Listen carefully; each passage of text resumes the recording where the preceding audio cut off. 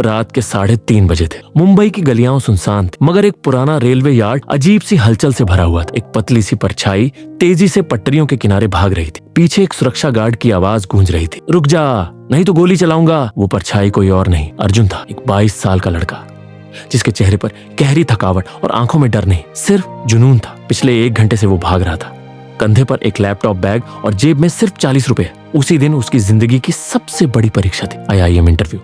लेकिन उससे कुछ घंटे पहले ही उसका सब कुछ लूट लिया गया था, मोबाइल, डॉक्यूमेंट्स और आत्मविश्वास। अर्जुन झारखंड के एक छोटे से गांव से आया था।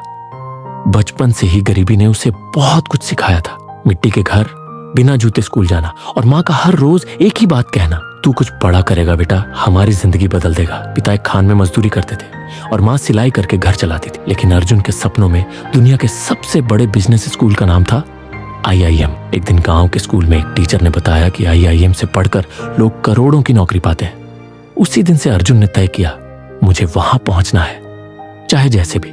कई सालों की मेहनत, किताबों की फोटोकॉपी, रात रात जागकर पढ़ाई और यूट्यूब पर फ्री लेक्चर देखना, ये सब उसका रोज का हिस्सा बन गया। लेकिन सफर आसान नहीं था। घर की आर्थिक हालत इतनी खराब थी कि कई बार अर्जुन को काम करके पढ़ाई करनी पड़ी। लोग कहते थे, गांव से कोई IIM नहीं जाता बेटा, हकीकत देखो। मगर अर्जुन ने कभी हार नहीं मानी। हर बार जब वो थकता, माँ की आवाज कानों में गूंजती, हार मत मानना, तू कर सकता है। इंटरव्यू से ठीक 1 रात पहले अर्जुन मुंबई पहुंचा, लेकिन स्टेशन पर ही उसकी सारी चीजें चोरी हो गई। कोई मदद करने को तैयार नहीं था। लोग हंसते रहे, भाई IIM जा रहा था, अब तो तेरी टिकट भी गई। अर्जुन टूट चुका था।